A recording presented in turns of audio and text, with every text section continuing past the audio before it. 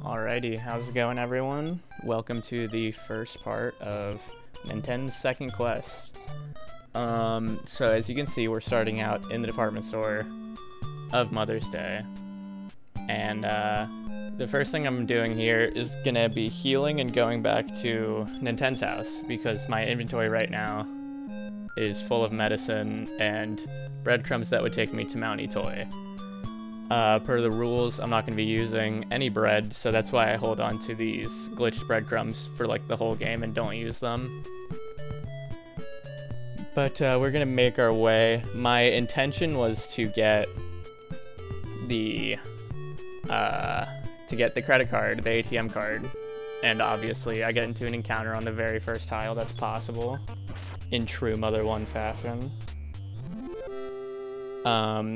But I was trying to get the ATM card, but my Japanese is not up to par, and I don't think I successfully got it. I think I took out the basement key, got some basement items, and then didn't even get the ATM card I needed. So that's a bummer, but it doesn't matter. I fixed this mistake eventually. So something I noticed I didn't talk about in the intro part is actually how to do the breadcrumb glitch, which is what I did to get to level 18 at this point.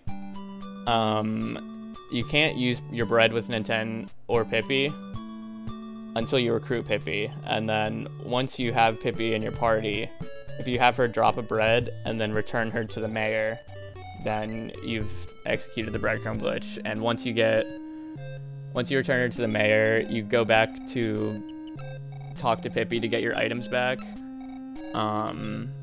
She'll give you her old breadcrumbs, and that set of breadcrumbs will be glitched and will send you to the breadcrumb void. So that's kind of how you do it. I'm sure there are better tutorials on YouTube than me explaining it. But as you can see, I'm getting the Great-Grandfather's Diary and the cracked bat for some reason. I'm not even equipping the cracked bat, so that's why I dropped it immediately. But yeah, then I pieced out and I don't have the credit card, the ATM card. Kind of a bummer. But we're going. As you will be able to see, I've got the Great-Grandfather's Diary basement key, 2 medicines, and breadcrumbs in my inventory. And this start of the game is very simple with this setup. The zoo, which is normally a very hard section of the game, is an absolute cakewalk. Even with no weapons, we don't really need weapons. So what I'm doing now, I realized that I don't have the zoo key, which you don't even use the zoo key, but you need the zoo key to get into the zoo in the first place. You need to get the zoo key stolen to be able to get to the zoo. So that's what I'm getting right now.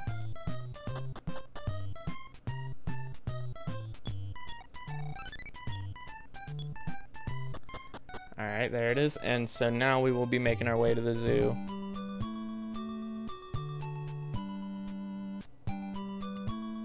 One interesting difference, I'll be pointing out a lot of differences throughout this playthrough between all the versions of Mother 1, but one of the most immediate and obvious difference is no run button in this Famicom version. The NES version added 2x speed, which is effectively a run button, but it wasn't programmed fully because it made all the NPCs and other overworld events run at 2x speed as well, which is helpful for speedrunning. But the GBA version implemented a correctly programmed run button that makes Nintendo run and nothing else speed up.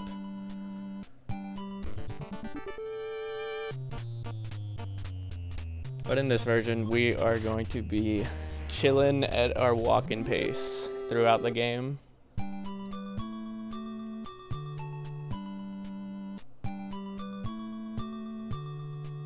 Up to our left, we've got Canary Village. We're gonna skip that for now, but I'm sure we'll be back later at some point.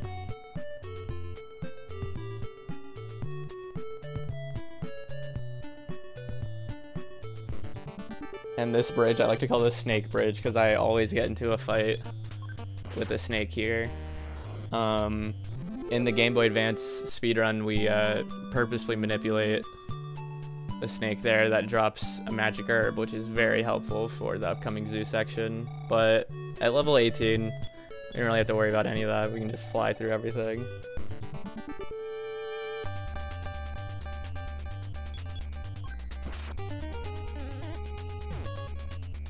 So another difference between this version and the GBA version is a technique called menu walking, which is something I'll be using a lot to make the game a lot easier. Menu walking is when you open the menu, like while Ninten is taking his step forward, and doing that ensures there's a 100% chance you don't get into a fight the single step that you open the menu. So if you do that for every single step, then you'll effectively skip every encounter on the overworld. But that's a very tedious process. It might sound like it's not worth it, but the enemies in this game can be very difficult, as you might know, and skipping some of the later stuff makes everything tolerable. It makes recruiting Anna very tolerable. Being able to menu walk through the tunnels, even at level 18, the enemies there are pretty tough.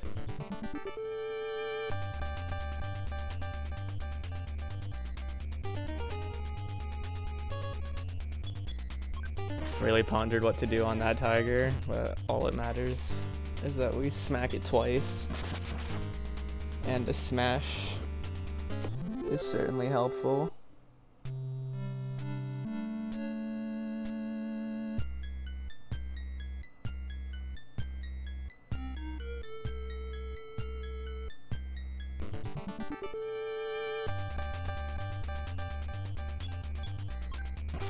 Alright, we've seen a tiger and we've seen a gorilla.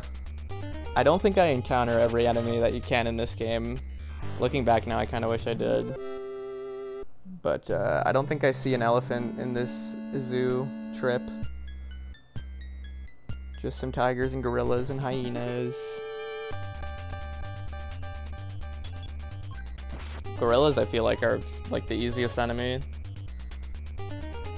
They can kill you, but they just look so stupid, and usually they just defend or do nothing. I feel like they miss a lot. You also have a high chance of running away from gorillas. So really, when you're playing the zoo, you want to get gorillas. Tigers and crocodiles are annoying. Crocodiles will smash you. Crocodiles don't have a lot of HP, as you see. I one-rounded it with 34 health, 34 damage. So crocodiles aren't the end of the world. The tigers are annoying with their consecutive attacks. Those are always a pain. But we made it to the office. Get a little bit of centipedes, double peds in fact.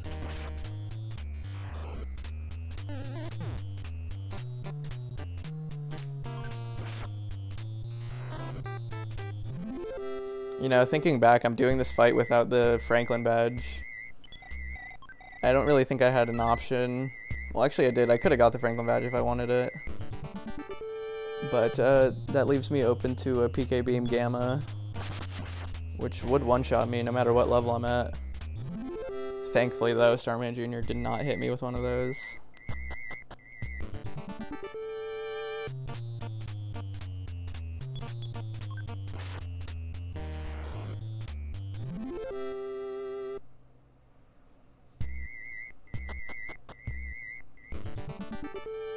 Our fourth encounter of the office. You love to see it. Thankfully they're all rats that don't do anything. Even when you're level 1, rats are pretty irrelevant.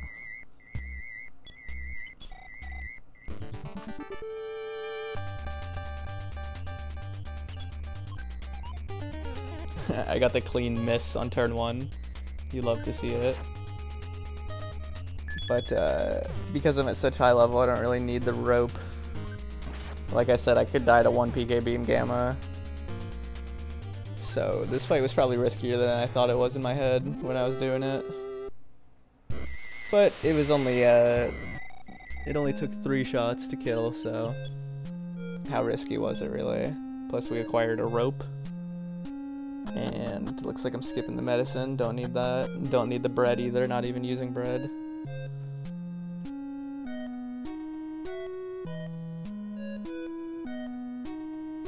So now we have a nice peaceful walk out of the zoo.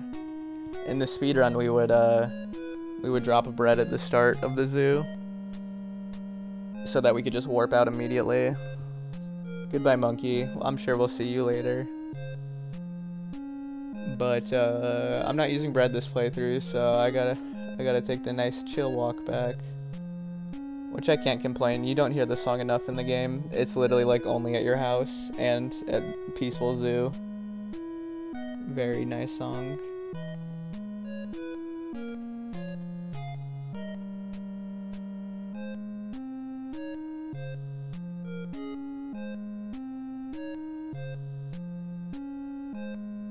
And it's so satisfying with this song and no encounters. Say hi to the rabbits really fast. The leaving the zoo part is really nice, especially because of how chaotic it is walking through it with the encounters. When there's no encounters, it's so peaceful. But now we're back on encounters, Encounterville. But this stuff is... The encounters you can get around here are not that bad at all, especially not for a level 18 Ninten. We can get like 2 crows or centipedes. Usually I see a hippie or something. Redneck.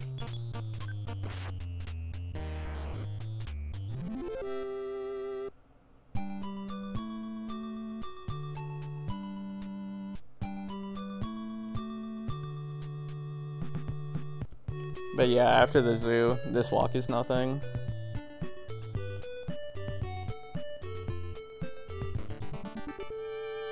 And it's the reason I got the Great-Grandfather's Diary. Because we would not be able to enter Magicant without it.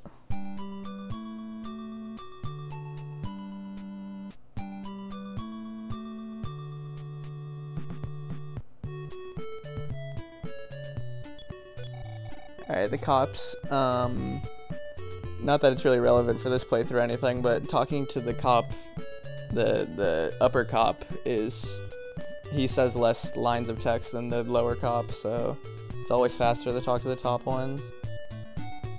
But again, this isn't a speedrun. I love to speedrun this game so much, so I'll be comparing this playthrough to speedruns and differences between the speedrun route and what I'm doing, but yeah, playing this game casually is just so much fun.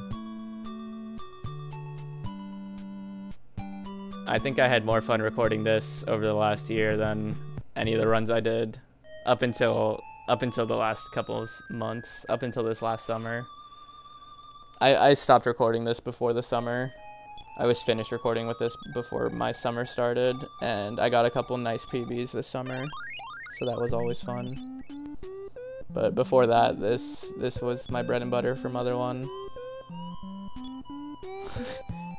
And coming up here, we'll be able to see some funny execution errors because I don't know how to read Japanese.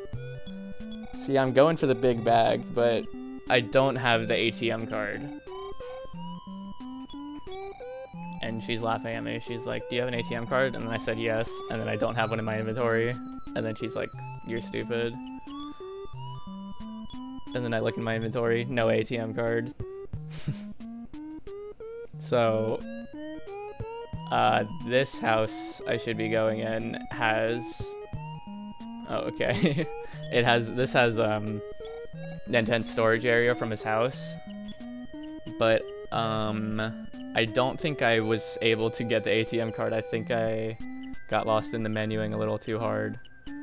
I was trying to figure out what I had in my inventory. So what I'm hovering right now is the basement key.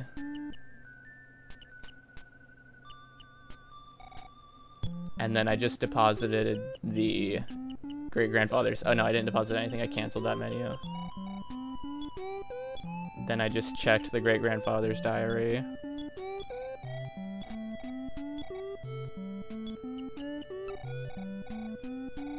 And now I've deposited the Great-Grandfather's Diary, but I still have the basement key in my inventory, and I do not have the ATM card. So I'll have to correct that mistake in the future even more, so...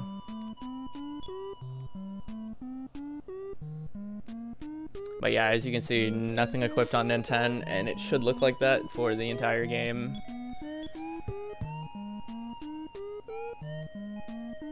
Ninten is just too strong with his bare hands. He doesn't need any like weapons or anything like that. Armor, don't need that.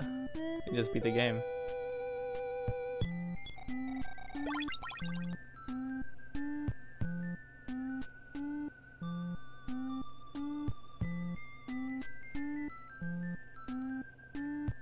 So now begins, well, not really begins, but my main objective is to just leave Magicant. There's really not much else I can do here. I should have got the ATM card, but clearly I forgot. I'm just peacing out, and I'm gonna be walking all the way to Anna. So right here I got a Rabiadet that I kill, but when one spawns like way to the left like this, that means he's like poised to call for help for a Skyadet, and Skyadet is like the worst enemy you can get in Magicant. So I'm happy I was able to kill him before getting that Skyadet. But when a Rabiadet spawns in the middle of the screen, he'll never call for help, and it's easy, free, because they're not that difficult of an enemy. But Skyadets they're tough for sure. They'll take you out for sure.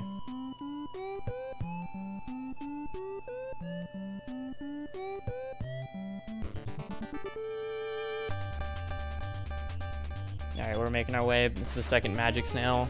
Magic Snails are interesting because they have really high HP and defense stat, but I smashed him there. So, I guess that didn't really matter. But they can be annoying when you're at a lower level because they just live forever.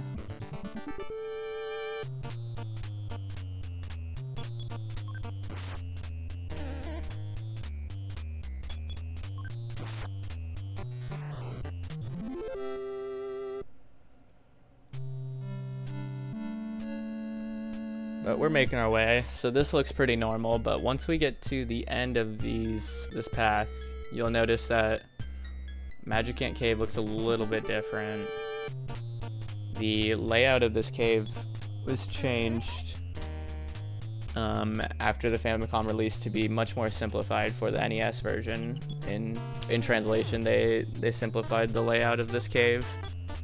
And honestly, if you're just trying to leave Magicant, it's kind of faster with this layout, the more complicated layout, quote unquote, because really all you do is go to the right. But if you're trying to kill the dragon is much further away in the Famicom version relative to the English version, the NES version.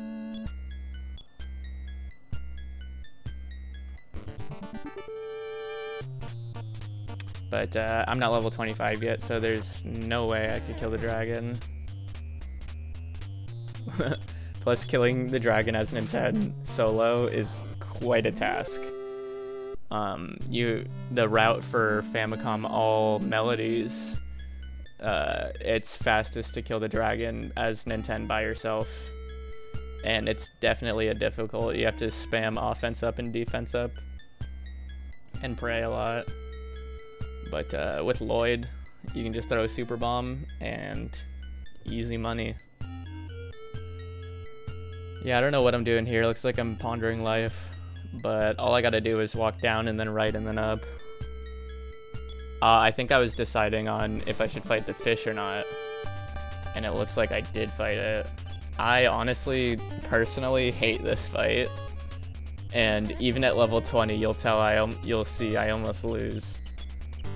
Level 18. This fight is so annoying because he hits twice like the tigers do in the zoo, and in the speedrun you have to spend like 5 minutes just grinding enemies in Magicant to be able to fight this guy. And the reason you do it is for the Onyx Hook, which is a great item, very phenomenal item, but it's not required to beat the game. And I don't like fighting this guy, so I prefer to cut this out of my speedrun route. But here, even with no weapons, no armor, level 18, I'm able to face him pretty easily. He is out-damaging me because he hits twice every turn, but he only has like 60 to 70 max HP, so He's not a real issue. I did medicine though, because he took me to 14, but when Nenten has a higher speed than his enemy, usually you'll always win the battle. It's when you're outspeeding, you can gauge what your enemy is gonna do, and you can always heal the turn you need to heal. So it's a good time. So you'll see I got the Onyx Hook now.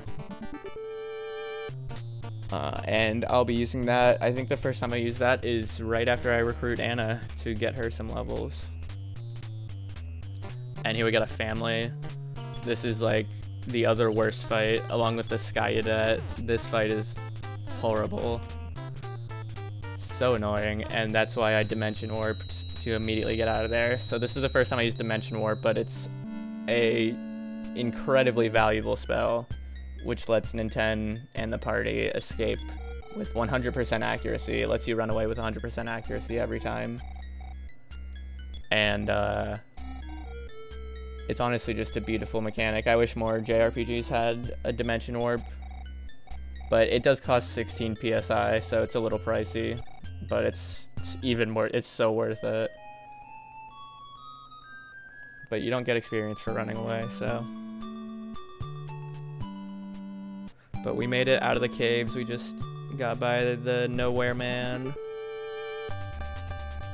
And now we got some double skunks at 35 health.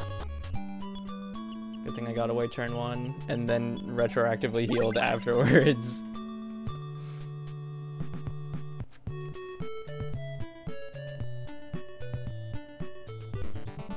Yeah, I should be fine against the enemies here. I think I fight these guys, and I think I also fight a double hawk, or encounter them. I run away from these guys. But, yeah, we're just going. We are making our way.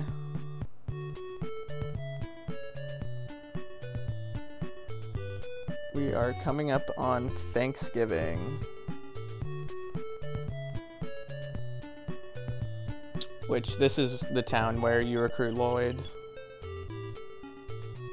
So my inventory, I've got breadcrumbs, basement key, rope, and then the last item was the Onyx Hook.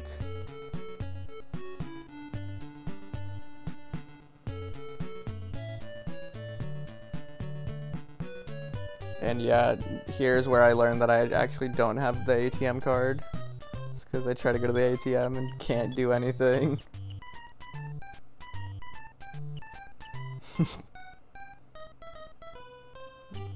Don't use the Onyx Hook, that would be a bad idea. I didn't even try the basement key. I knew I didn't have it. But the ATM card's not that important when you have like $4,000 on hand. But there's really nothing I need to buy. I don't know what I was really doing. But yeah, I have $4,600, so it's like, what do I need the ATM card for? I need it for the big bag. But I don't think I figured that out until after I recruit Anna. But yeah, again, there's really nothing to buy. Like, I can go to the hotel. But there's no repel rings. That's another difference between this Japanese Famicom version and all the other future versions in English, was that repel rings were added. In this game, there's an item called the Friendship Ring, which does pretty much nothing, I think. I actually didn't test it, and I don't think I even bought one. But yeah, in translation they added the repel ring, which is effectively a repel from the Pokemon games.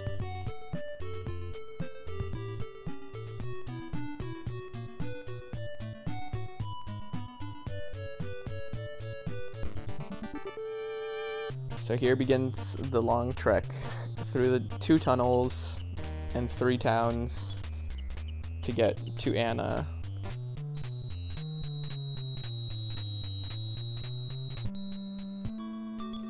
That was a fugitive and a rope. Those guys are a deadly combo because the rope can tie you up and then the fugitive will just wail on you. And I'm not about that business, so I'm gonna start menu walking. Those guys aren't that bad, but you could encounter trucks and devil cars and maniac cars and all those things that can give Ninten asthma. So I'd prefer not to get asthma immediately, it looks like. And yeah, here we enter the first tunnel. This tunnel is very long. When you look at a picture of it on a map, it doesn't look that long, but when you're playing it, it feels so long. And I know because when I was doing this, I started this recording at about 2 in the morning when I got home to my dorm. And I was like, I want to do Mother 1 playthrough so bad. And the basis of what I wanted to do was I wanted to do a playthrough where I recruit Anna before Lloyd, because I've read about it on Starman Jr. or on Starman.net a lot and other forums, but I've never really seen it. So I figured I would do it here. And since I started the recording at 2 in the morning, it was like, or 3 in the morning really, it was like 3:30 at this time. And I was laying in bed recording this and absolutely fell asleep. I fell asleep with like 20 steps left in this tunnel, and I had my recording running for like 2 hours. It was a mess. Thankfully, we're not going to watch any of that. But you can just tell, and especially in the second part when I'm going through this second tunnel, you'll be able to see how much faster I was going through the second one compared to this one, because I was like so asleep. My brain was off, but I wanted to recruit Anna so bad. These, no, these are fine. I was gonna say it looks like I'm menuing too late, but when you're only walking 1 step, it's not that crazy. I'm using the B button to cancel encounters. Like, I'm pressing the B button to open the status screen, but now I'm using the A button. So really, all you have to do is open any menu, and it'll skip the encounters. It doesn't matter if it's the A button or the B button. I'm sure using the world map works too if you have that in your inventory. Just open the map. I don't know if there's a button. I don't know if the select button opens the map like it does in the NES version. But we're going. These little rectangle windows look so repetitive. You have absolutely no indication of where you are ever in this tunnel. But there's definitely an end, for sure.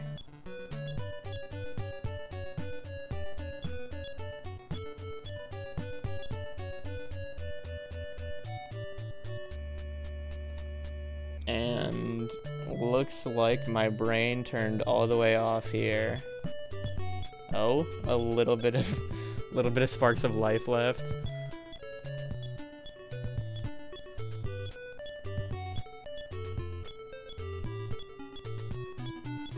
Alright, we're going, we're trucking. We're taking the Paradise line without the train. We're taking the Paradise line by foot. That's probably what I'll name the next episode. That's funny. Because the next episode is... Well, the next episode, we'll be recruiting Anna. We'll be walking down the Paradise line, recruit Anna, and then I think we go to Magicant. This episode, we started in Mother's Day. We walked to the zoo, killed Starman, walked to Magicant, walked through Magicant, and then went here. And I had like 3 chances to get the ATM card, 2 separate chances to acquire the ATM card, and I failed and still do not have it in my inventory. So the reason the ATM card's not in my inventory, I don't know if I said at the start, but in the speedrun route, you have the breadcrumbs that will send you to Mount Etoy, and then you have 7 medicines, which is like, the top level runners have like 6 medicines because they're crazy, but I had 7 for safety. And when you want 7, you have to deposit your ATM card at the house so that you can have space in your inventory for 7 medicines and the breadcrumbs, because there's only 8 max inventory slots. So, me depositing the ATM card for that extra medicine slot really outsmarted myself, because I should have recovered it. I thought I recovered it at the start of the run, start of the playthrough, and I really didn't and faked myself out, so no big bag. But as you can tell, I still haven't even seen one fight in this tunnel. I don't think I do. And the enemies honestly aren't that bad. For level 18 and 10 with Dimension Warp, in retrospective, I probably didn't have to menu walk all of this, but I didn't want to take any chances. I wanted to do it as safe as possible, and this was, like, by and large, the safest way possible to do this. Even if I was at a lower level, it wouldn't really matter. All that really matters is that Ninten has Dimension Warp in case he does get into a fight, so that's like level 11-ish.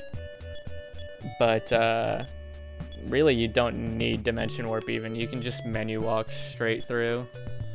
If like the world record holder for this game attempted this route, like, he would probably do it so fast and not need Dimension Warp or anything like that.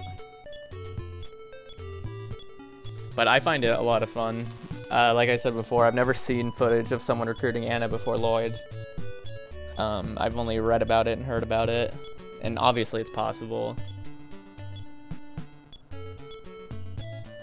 But I wanted to do a playthrough of doing just that, and the other rules I added are a lot of fun.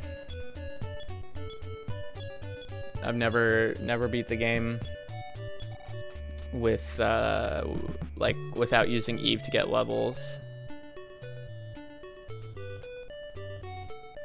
Alright, it looks like I keep faking myself out by thinking I fell asleep, and then I didn't actually fall asleep.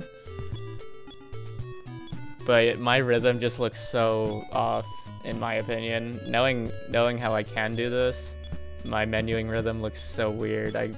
I'm alternating buttons. There we go. Now I'm kind of on a rhythm. But yeah, you can see how long this tunnel is. I think I've been in it for like 2 minutes already, just menu walking. And menu walking makes the tunnel feel longer than it really is. But without menu walking, getting into the armor fights and some of the other fights would not be the move.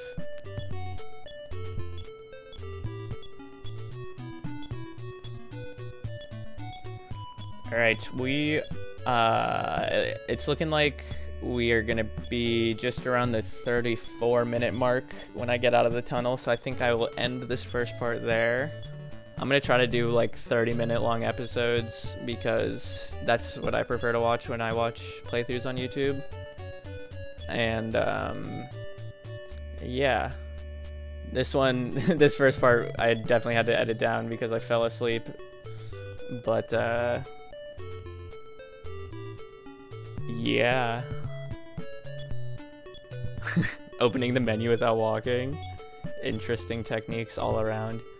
Yeah, another thing about menu walking is that it's not the most precise. If you're 100% accurate, then you'll never get into a fight, but if you misstep, like, it's not the end of the world. Unless you get really bad luck, usually you can misstep a couple times and be completely fine without encounters.